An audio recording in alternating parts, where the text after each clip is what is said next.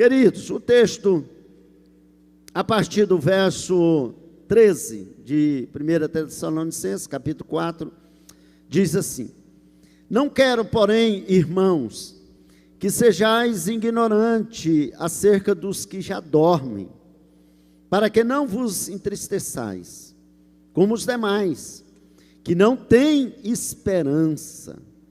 Porque se cremos que Jesus morreu e ressuscitou, assim também os que em Jesus dormem, Deus os tornará a trazer com ele.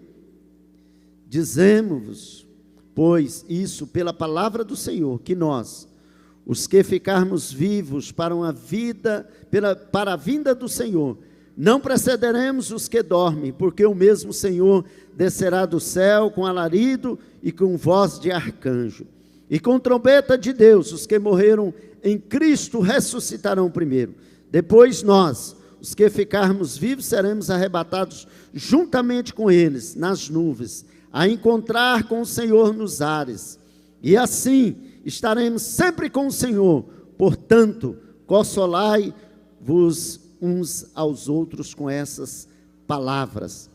Meus irmãos, às vezes nós ouvimos muito falar do arrebatamento. E na verdade, às vezes muitos irmãos já perderam a esperança. Perderam a esperança, porque já anunciaram aos vossos pais, os avós, e talvez muitos já não estão acreditando mais nesse grande evento. E esse é um evento, irmão, que eu e você almejamos, esperamos para qualquer momento nós sairmos daqui e ir morar com o Senhor para viver a eternidade. E o texto que eu li, eu quero só voltar um pouco aqui no verso 1, sempre lembrando os irmãos, porque para acontecer isso comigo, eu preciso viver uma vida, uma prática cristã que o Senhor estabeleceu. E Paulo vai aqui trazer para os irmãos o texto do capítulo 4 de 1 Tessalonicenses, vai dizer: finalmente, irmãos, vos rogamos e exortamos no Senhor Jesus, que assim como recebeste de nós, que da maneira convém andar e agradar a Deus, assim andai, para que abundeis cada vez mais. Porque vós bem sabeis que os mandamentos vos tenho dado pelo Senhor Jesus, porque esta é a vontade de Deus, a vossa santificação, que vos abstenhais da prostituição. Irmãos, a Bíblia vai dizer que sem santificação ninguém verá a Deus. Ninguém. Eu preciso me separar do mundo. Eu preciso viver uma vida de santidade diante do Senhor, para que aquele momento que a trombeta tocar, nós sairemos daqui, porque precisamos viver isso. E Paulo vem dizendo isso, e ele vai falar, não na paixão da consciência, como os gentios, que não conhecem a Deus, porque essas coisas pertencem àqueles que não conhecem a Deus, mas nós conhecemos, nós aceitamos a Cristo como Salvador, e precisamos viver desta forma. Ninguém oprima ou engane seu irmão em negócio algum, porque o Senhor é vingador de todas essas coisas, como também antes vô-lo dissemos e testificamos. Porque não nos chamou Deus para a imundícia, mas para a santificação. Queridos, Deus estabeleceu limites para mim e para você.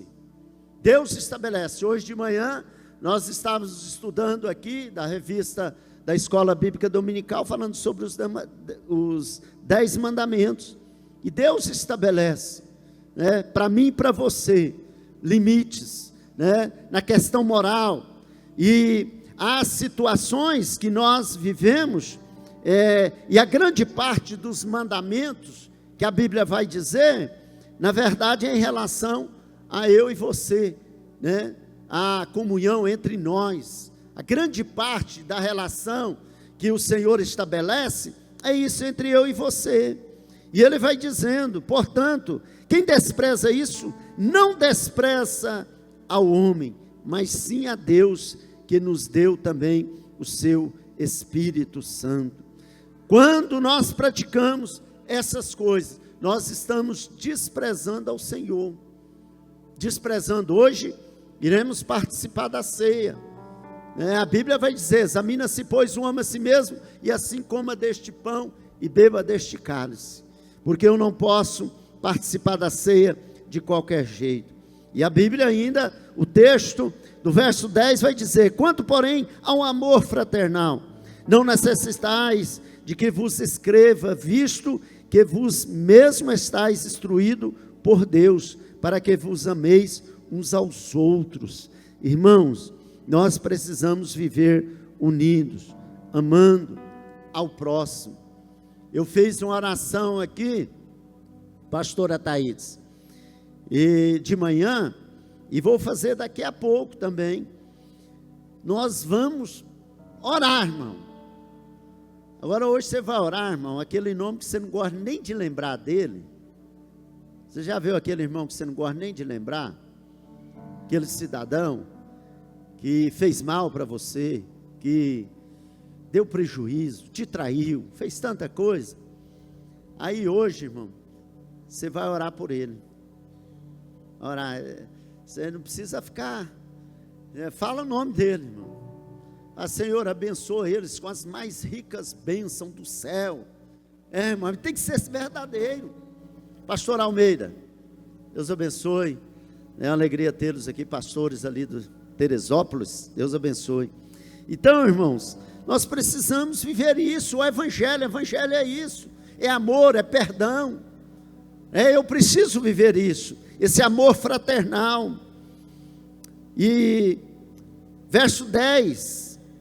Porque também já assim o fazeis, para com todos os irmãos, que estáis por toda a Macedônia, exortando-vos, porém, a que ainda nisso amudeis cada vez mais.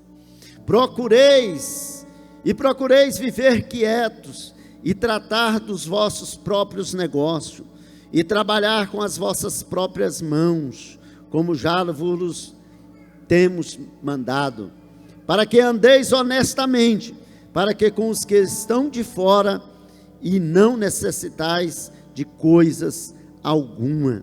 Querido, a Bíblia, ela nos ensina, ela nos dá uma direção. Deus, quando fala com Moisés, escreve os 10 mandamentos, a terra estava em desordem, e Deus estabeleceu critérios, ética moral, Hoje se diz que o pastor Fabiano, os grandes estudiosos, a advocacia usa muito os 10 mandamentos, isso coisa de 4.000 anos atrás, porque Deus estabeleceu, Deus conhece o homem, irmão. Conhece, Ele fez um homem, então Ele estabeleceu limites para o homem. Existe um limite, irmão. Às vezes aqueles que querem viver de qualquer jeito, de qualquer forma, se dão mal, porque Deus estabeleceu limites para nós, e nós entendemos isso. Por isso Paulo vai dizer tudo isso, como viver. Agora ele vai dizer, olha, irmãos, você viva assim, você tem uma vida de santidade diante do Senhor, e ele vai dizer, olha, também, depois de você viver tudo isso, não sejais ignorantes acerca daqueles que dormem, porque às vezes, irmãos, nós sofremos mesmo, com o ente querido que parte, com aquele que, de uma hora para outra, sai de perto de nós, devido à morte, e nós sofremos. Só que nós não podemos, irmãos, viver aquele luto a vida toda. O luto é um momento de dor, e o que eu preciso compreender e entender, que aquele ente querido nosso, ele está num lugar muito melhor, do que o nosso. Ele já venceu, como o apóstolo Paulo disse: olha, terminei a minha carreira, guardei a minha fé. Quando nós estamos aqui, nós estamos vivendo ainda um tempo de luta, de dor, enfermidades, tantas coisas, escassez. Nós estamos vivendo isso aqui, mas ao partirmos daqui, nós viveremos aquilo que o Senhor nos prometeu, aquilo que não subiu ao coração do homem, aquilo que os olhos não viram, foi o que Deus preparou para mim e para você. Isso está preparado para nós, irmão. É só nós guardarmos, nós não desistirmos, porque o que Deus preparou é algo maravilhoso. Porque a Bíblia vai dizer aqui: olha, não sejais ignorantes acerca dos que já dormem, para que não vos entristeçais, como os demais, que não têm esperança. Eu e você tem esperança, irmão. Nós acreditamos, nós cremos que nós vamos para um lugar maravilhoso, um lugar de delícia. Nós temos esperança, porque se cremos que Jesus morreu e ressuscitou, eu creio que Ele morreu, mas creio que Ele ressuscitou ao terceiro dia. Por isso nós estamos aqui celebrando essa ceia. Daqui a pouquinho vamos participar desse momento maravilhoso, que a mesa já está preparada. Nós vamos participar porque eu creio, eu tenho a convicção que a promessa dele se cumpriu quando ele veio. Isaías profetiza o nascimento dele, mas profetiza também um homem de dor. Ele profetiza que ele seria açoitado, mas ele vai ao matadouro como uma ovelha muda. Tudo isso Isaías, há 600 anos antes, profetizou sobre Cristo. E agora nós vivemos isso e cremos, temos esperança, que Ele ressuscitou. E assim, da mesma forma que Ele subiu, Ele vai descer para buscar os seus, porque assim também aos que em Jesus dormem, Deus os tornará a trazer com Ele. Dizemos-vos, pois, isso, pela palavra do Senhor, que nós, os que ficarmos vivos, para a vinda do Senhor, não precederemos os que dormem, porque o mesmo Senhor descerá do céu com alarido e com voz de arcanjo e com a trombeta de Deus, e os que morreram em Cristo ressuscitarão primeiro. Irmãos, o mar, a terra, vai ter que dar de volta ao Senhor aqueles que morreram. Aqueles que morreram ressuscitarão primeiro, isso é a Bíblia que diz, e eu creio. Há 2000 anos atrás, todos aqueles que morreram ressuscitarão primeiro, e nós que estivermos vivos, e eu acredito que eu e você, igreja, participaremos desse momento. Nós vamos sair daqui. Agora não pensa, irmão, será no piscar e fechar de olhos. Não dará tempo, irmão, porque às vezes muitas pessoas ficam jogando para frente. Vou consertar, Deus tocar no meu coração para me consertar, para me perdoar. Às vezes a pessoa fica colocando isso como obstáculo, mas o arrebatamento, a trombeta vai tocar e você será raptado daqui, será instantâneo.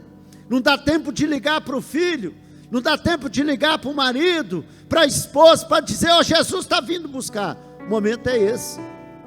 Esse é o momento que Ele pode vir buscar daqui a pouquinho. Ao sairmos daqui, ou ainda estivermos aqui, Ele pode vir nos buscar. E eu acredito, irmão, que todos nós subiremos para o encontro dEle.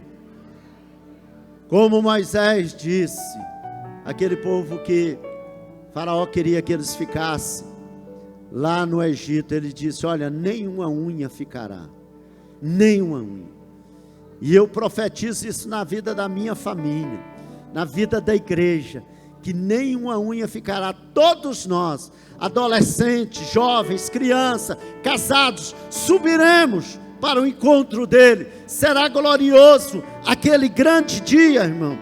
Será glorioso, porque a trombeta vai tocar, e aqueles que morreram em Cristo ressuscitarão primeiro. Depois nós, que ficarmos vivos, seremos arrebatados juntamente com eles, e nas nuvens, ao encontrar o Senhor nos ares. Assim estaremos sempre com o Senhor.